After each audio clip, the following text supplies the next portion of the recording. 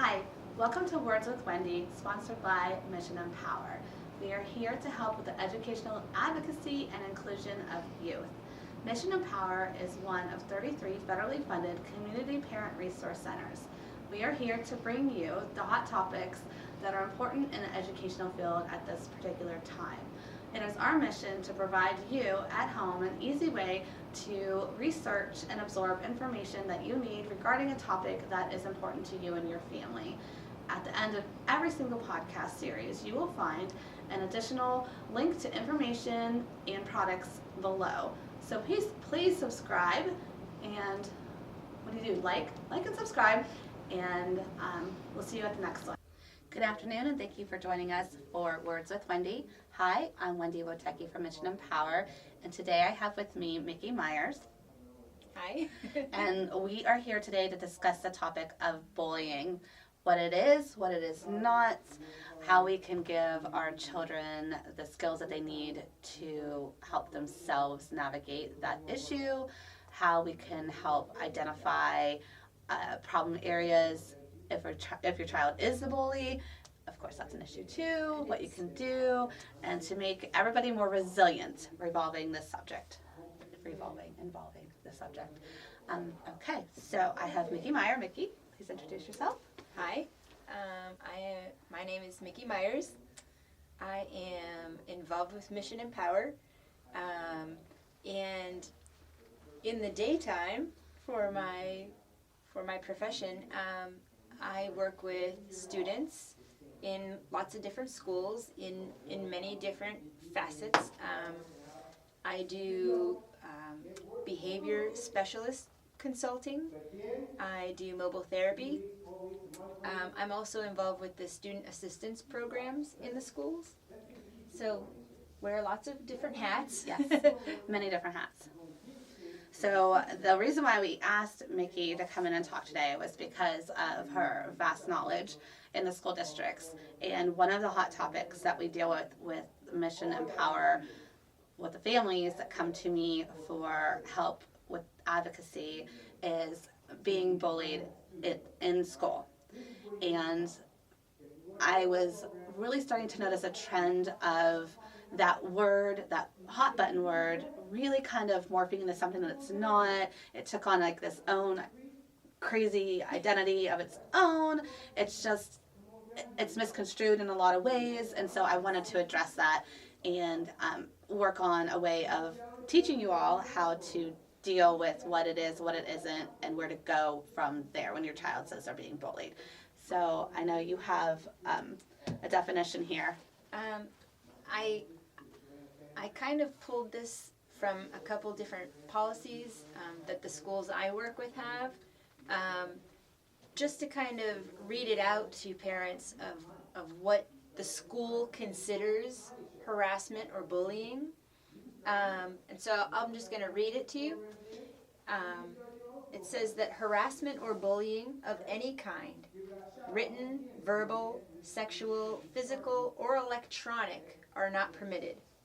Harassment includes, but is not limited to, repeated, unwelcomed, or offensive slurs, jokes, or other verbal, graphic, or physical conduct related to an individual's race, color, religion, ancestry, gender, sexual orientation, national origin, age, handicap, or disability, which create an intimidating, hostile, or offensive educational environment. So this policy says that bullying is any act that substantially interferes with a student's education or creates a threatening environment in a school setting for any student or group of students and substantially disrupts the orderly operation of the school. This school's policy also says that it's everyone's responsibility to create a positive school climate where students can achieve and succeed. And this policy also includes what they call off-campus behavior, which would include social media, things outside of school, things that happen at school functions. That would make sense. That would make complete sense. Yes. Yes.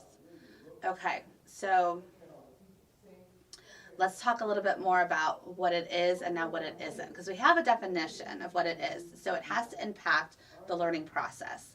So I will use an example. I know a student, a client, I won't name names, that came to me because their child got shoved, like body checked down the hallway. Okay. So I would say that that would be typical age appropriate behavior and not really bullying. Now, if it happens every day, multiple Yes. times a day, Yes. that would be bullying, Yes. right? So do you see where it gets really muddy? So the child got a phone call, the parents got a phone call from the school saying your child was bullied.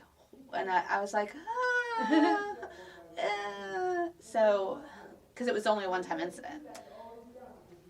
And the child that got checked into the locker totally played it off as fun and wouldn't give up names, but they already had it on camera. So it ended up being this huge thing that was no big deal to the child. The child's like, my teammates body checked me, whatever, it was funny, kind of a thing. And it turned into this whole huge incident that really didn't need to be an incident because I think schools are so worried. Yes. And that's the problem. The schools are so cautious over that word right now. Yes. So what do you consider true, an example of true bullying? Because I just said what it wasn't. Correct. And I think the zero tolerance policy is causing a problem for schools because they're having to deal with every single little incident and kind of missing the forest for the trees. There's still large bullying that occurs that is not seen or reported, which, according to the definition, is kind of intentional and repeated, which causes a hostile environment where kids don't want to go to school because they're afraid of this happening. One or two incidents between a couple of people, that's just kids being mean. Right. Which probably should be disciplined, but not treated as bullying. Correct. I agree. That's why I wanted to really have you in, because that's something that we have discussed before and we're in agreement on, that kids are going to be kids and we have to think about what is age appropriate, normal, trying to figure out wolf pack, alpha male, how it all goes. I mean, that's just how it goes. I mean, truly we can't meet me on the playground anymore. That doesn't happen. So that kind of still, I think that's where some of this internal at school stuff happens, but it's not bullying. That the bullying actually is impeding learning. And that is the huge, huge difference. Let's see. Why do you think they use that word bullying as the trigger word? Why did they pick that word? It drives me nuts. It does. I think a lot of it started with the school shootings, and it's kind of a reactionary thing. We don't want to find out that a student has been bullied, and things like school shootings happen as a result of that. So the schools have kind of reacted to that by saying, okay, we're going to make a no bullying policy. We're going to treat bullying, very important, of the utmost importance, and make sure that it doesn't occur. The problem is that the school has taken on this responsibility without actually having a lot of knowledge. Correct. That unless there's cameras everywhere in the school and there's Big Brother kind of thing, you can't know what a student experiences all day, every day. And so little incidents that get reported or viewed are sometimes blown up into a huge thing, and big things that are not observed are not reported and dealt with. Correct. And that's the frustration with the parents, totally, on my end, in my line of work. And it's frustrating, I'm sure, for everybody involved, because it goes back to when I sit with a parent trying to teach them or get them to understand the difference. Is it impeding their learning, or are you just angry because A, B, and C happened? Because if it happened once, Yes. it's not true bullying. Okay, so as adults, how do we open the discussion with our children about what bullying is and what bullying isn't? Because the school districts, I think, are so worried about the CYA. I don't mean to be politically incorrect, but that's the truth. They're covering themselves, you know, the legality of it all. How do we explain to our children, okay, so you had a bad day, but that wasn't really bullying. That was an age-appropriate behavior. How do you open that topic of conversation? Because you're really great at that.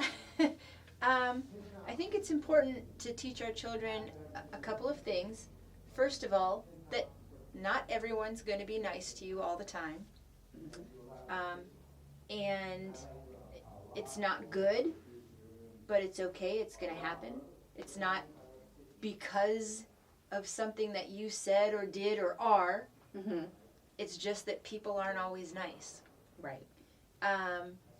But if people are repeatedly mean to you, repeatedly hurt your feelings, hurt you, that's not okay.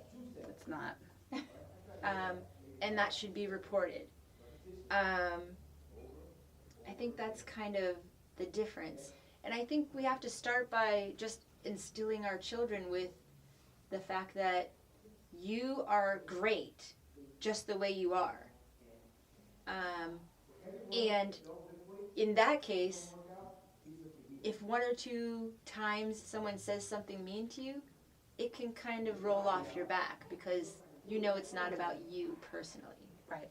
But if it repeatedly happens, then that's when we need to get involved. Yes, I agree. I know, personally speaking, I know a child that is different, a special need, and is frequently left out of things. And finally, the resilience in her was like, you know what, those aren't my people anyhow. I'm okay without them. It's such a learning experience for them. So that is my next question, I do believe, is how do we teach resilience in our students and our children so that they aren't as easily affected by the mean kid? Well, a big thing is letting our children know that they have a support system, which includes the home, the parents, the family, and also building into them an outside support system of, it could be school friends, it could be groups or clubs that they belong to, coaches, youth group leaders, things like that, of people who support them. Yes. Sometimes, if your child loves a sport, you need to stick them in a different town to play that sport so they have a fighting chance, because when they're young, there's still a lot of unfortunate, I don't mean to use the word daddy ball, but I'm going to use the word daddy ball going on. And so if your child is the awkward one, or the one that kind of is outed because of the group of kids that they don't include, it's important for you to be able to still provide those services or that experience for your child. And sometimes they thrive better when they are not with that group of kids. And it's not that they're bullying, it's just that you're providing the opportunity to form resilience. Resilience, I think, is definitely goes hand in hand with bullying. And I wish that the school district did more on building resilience instead of covering their legality. Yes. So I think, but certain programs do a really good job within the school districts of doing that. I'm gonna put up we're gonna put up a slideshow right here of a couple of forms that you can use, that you can find at missionempower.org, that you can use to send an email to your school district if you feel that your child's being bullied, or you want to open a serious line of communication with your school district if you feel that your child's being bullied. There's a very specific process to go through. Each school district is different, I will have those on our website and on our Facebook page so that you can find each school district's policy and how they personally each address. So you can find it in one quick spot if you don't want to go to their website yourself and find it. And if you have a question about that, you can give me a call at the office, 814-825-0788, extension 103. So next, let's see. That goes along with if you suspect that your child is being bullied and you're the parent, what are the first things that you should be doing realistically as the parent? As the parent, Mm-hmm. I would say the first thing you need to do is have a discussion with your child. Again, with the resilience.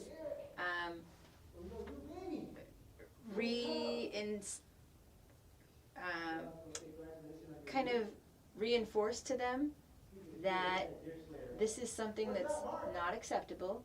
Mm-hmm. It's not their fault. Right.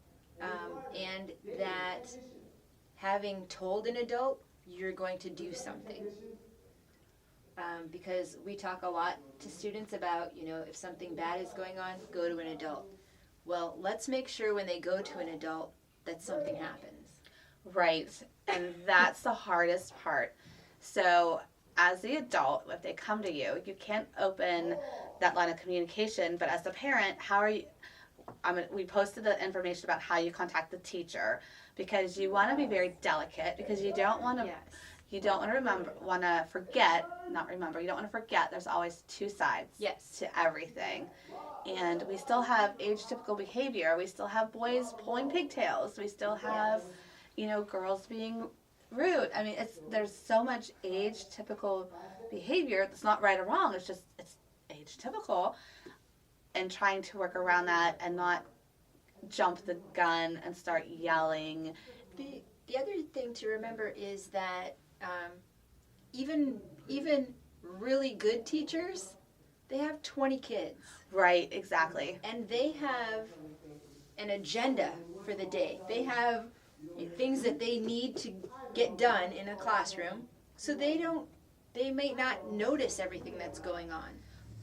So just opening a dialogue with the student's teacher, Yes. in that this is what's being reported at home. Mm-hmm. Could you keep an eye out and see if you notice this going on in your classroom?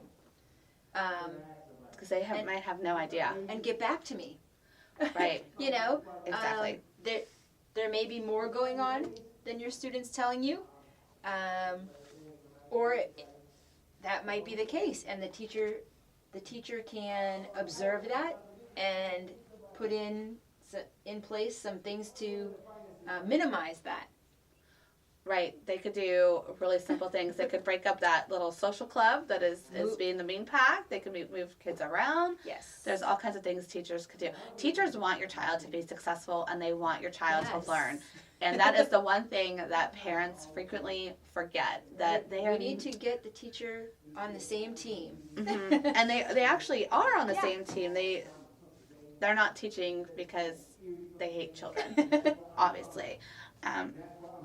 Most of the time, though, when it comes to a point where they're coming to me for a meeting, it's the teacher isn't aware, the communication never occurred, and they went from no idea to having a big meeting with every student involved, the student and every teacher that they have involved, and it was a simple communication from way back here that could have just happened and didn't.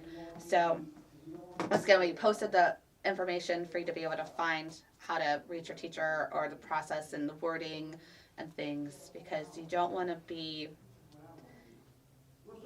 a drama mama, right? You just kind of got to remember two sides, level-headed, be the lead, be the peer modeling for your child of how you're going to deal with it. Yes. Because sometimes that helps a lot, right? So, Miss Mickey, what happens if your child is the bully? Do tell.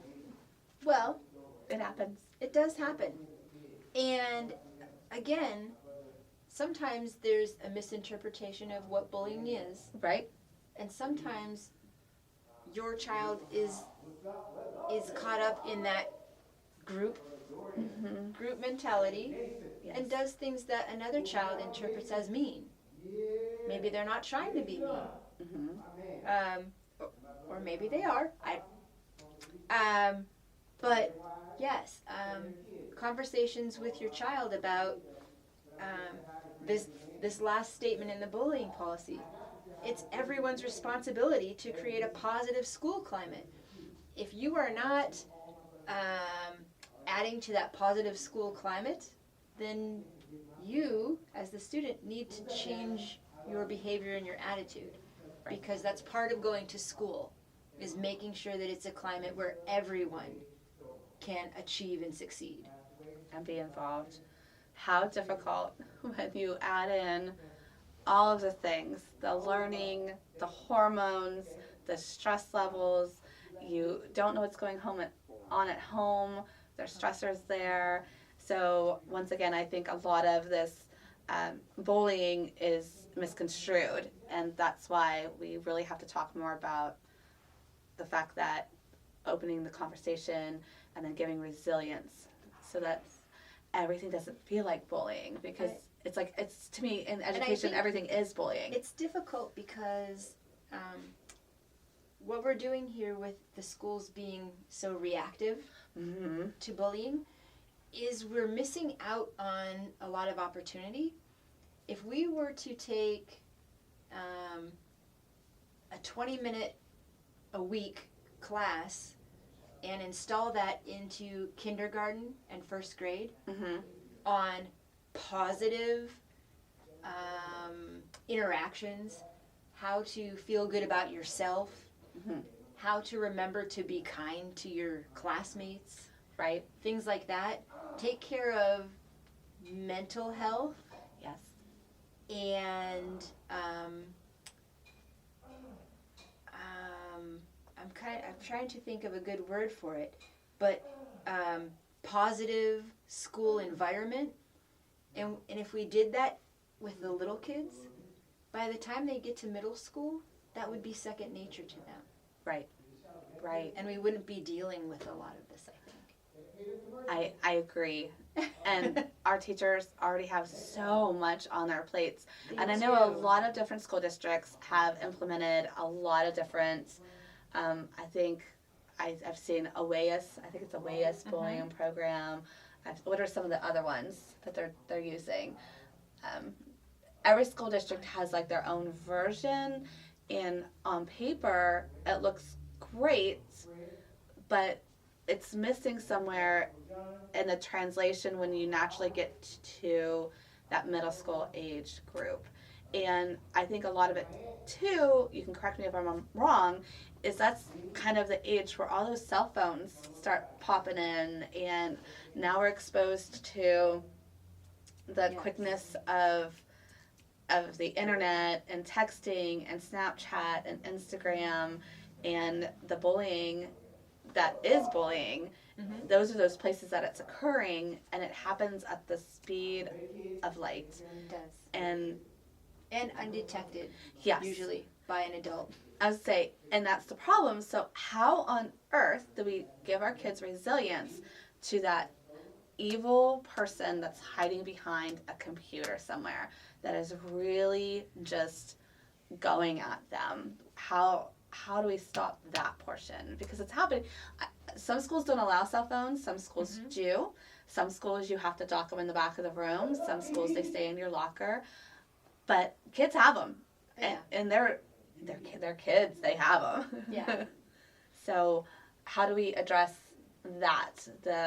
Well, I think as schools and as parents, we have to remind our children that just like if you could possibly have your student as the bully, that this is unacceptable behavior, that if you are being mean online, you will be disciplined.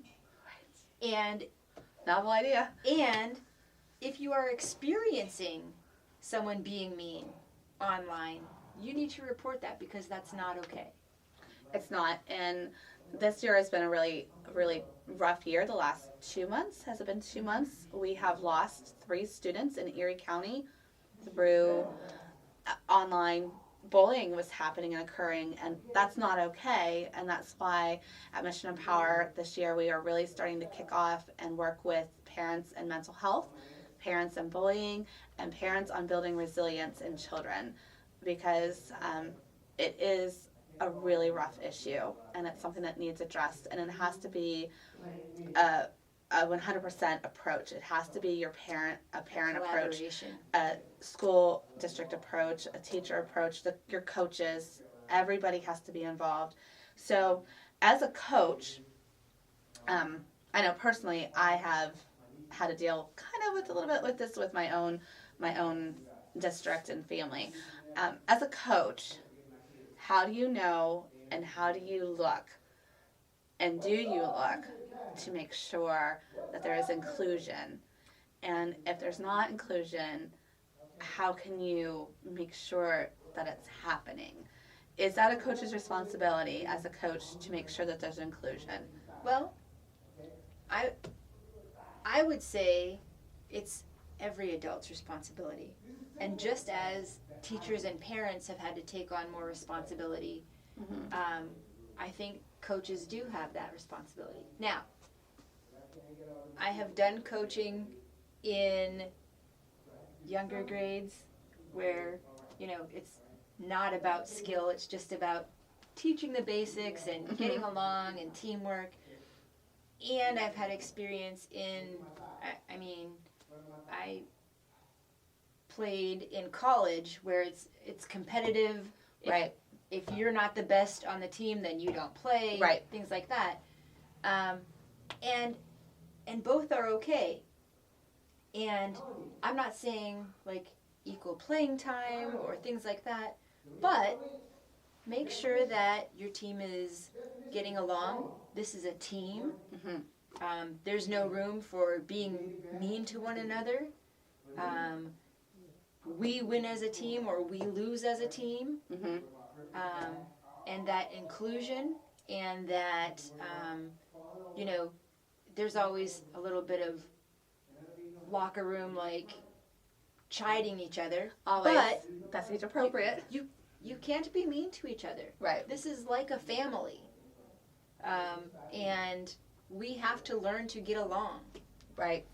Yes. So I know my children are on local teams and on travel teams, and they are apples and oranges. And I know that most of them are volunteer positions, and a lot of good coaches we lose because of things that happen on a team, bullying, picking, all those things, and just being like, I can't watch this. Nobody's helping. You're right. It does take the parent to acknowledge it if your child is being the aggressor or making somebody else on the team feeling less than. And I'm not going to use the word bullying in that point. I'm going to say making your teammate feel less than. And a lot of that still is age appropriate. They're competing for spots. That's healthy. Competing for a spot you're going to do the rest of your life. It is a healthy thing for you to figure out how to do it in a positive way and not crumble when you don't get the spot. And it gives you work ethic to work towards. But that doesn't mean you're getting bullied because you didn't make your spot. Yeah. So I think, and also in the building resilience, I think it's good to point out as a parent, when you watch sports on TV, that they shake hands after the game. Players of opposing teams go and trade jerseys. They talk to each other. We are not opponents in life. right. I like that. That's very important. That's a good point that we can show our children. It's such a huge, I don't know, epidemic, and it shouldn't be. And I was really confused on how that happened, but you're right. When these mass shootings were occurring and the child was bullied, what else can we do but try to prepare and prevent? Yes. I mean, our kids go through lockdown drills because of bullying. Think about that. That is huge. All right, let's see what else we have. I have on here is how can we be more mindful as parents to be more inclusive, with those children that we notice are not being included. Because it comes down to mindfulness. It comes down to... It does. And again, I think a lot of that is things that we at home should be teaching and the school should be teaching from when kids are little. Even down to like an inclusive bench on the playground. The buddy bench. I love the buddy bench. If you see someone who's sitting alone, go to the bench and ask them if they want to join whatever you're doing at recess time. Just giving kids responsibility for positive behavior, I think. I really love that buddy bench idea. I wonder if we should.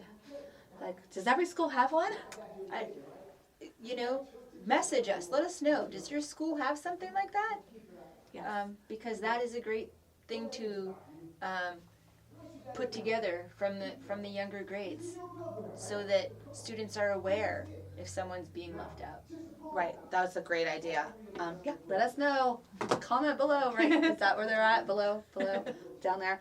And then let's see. I think I had a parent write in that she wanted to know, how do you know the difference between the issue being a regular childhood behavior or an actual bullying issue? She's asking, what's the difference between, how would you find out? If you wanted to know, is this normal for this age or not? You can.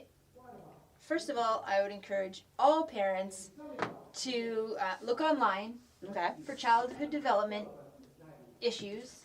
Okay, and like you said, what kind of things are kind of normal, age. I won't say age appropriate because some of them are not appropriate behaviors. And like we said, if it is repeated against one child or a group of children, then that's not okay. All right. And then the other parent that I had, how can we help the behavior from turning into bullying, because the kid doesn't understand, because they're young and they don't understand that the behavior is turning into bullying, is what they're asking. Well, that's what hopefully we move a little bit away from the zero tolerance policies. Yes. And get a little better at dealing with individual behaviors. Defining it and a little bit more clearly. And have a talk with that student. That is not appropriate behavior. And here we want your behavior to improve. And we're going to follow up with you and make sure that it does. Right. It's very difficult. I feel for our teachers. I feel for our guidance counselors, our student leaders. I just, because when my friends, the person that the boy got body checked, that was such a whatever, walked away, did his thing, haha, my older teammates, they got me whatever, and it turned into this huge thing for that person's day, for the staff involved, when the kids were like, what are you talking about? Nobody was, I didn't bully anybody today. Even the students didn't think that the body check was, was it nice? No, but they were doing their thing, kind of like, not that you don't want to say hazing or ritualistic, but it was just age appropriate boys being, not that it's right, but it certainly wasn't bullying, and it certainly didn't need to absorb that person's day, calling all the parents involved. I mean, could you imagine? Seriously, there's so many other deeper problems, and we're missing them, clearly. Because we're busy running around looking after something like this. So, any other words of advice for parents if your child is coming to you? I would say definitely, as we were discussing, make sure that you are teaming up with the school, because you're both on the same team. You both want your child and other children in the school to be able to go to school in a positive environment and learn and succeed. So we don't want to be blaming the school, and we really don't even want to be blaming the children who are perceived as being bullies. We want to team up with them and instill in them that it's their responsibility to create a positive school environment. Correct.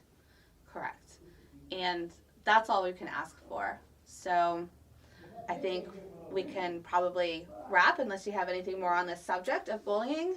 No, I don't.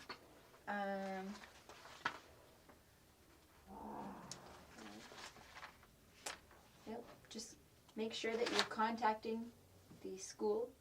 Yes, and teacher. The teacher, and if by the way you contact the teacher and there is no change, make sure that you contact the administration. Because again, if your student does come to you with these kind of issues, you want to make sure that something then changes. Very, very good. That's important. We don't want your child to go through life feeling that they are being picked on by any means. We're not saying that. We are saying let's build resilience. Let's build understanding for one another. Let's build tolerance. Yes. And then learn to identify what actual true bullying is. And so for the month of February, Mission Empower will be doing a whole month series on bullying prevention, how to add resilience to your child, how to add resilience to your family. So be looking at our podcasts and our Facebook and our website for more information. Thank you so much. And that's Words with Wendi. Bye now. Bye. And one last thing, because we always have our guest leave a question for the next person. Okay. So our last interview was Jill Horrenda Patton, and she left the question, what have you accomplished on your bucket list, and what do you still want to do? Okay. On my bucket list, I'm gonna go with more professional bucket list. I started out with a graduate degree in guidance counseling. Okay. And then found out that guidance counselors mostly sit at their desk and do paperwork. Now, no offense to guidance counselors, this was 20 years ago.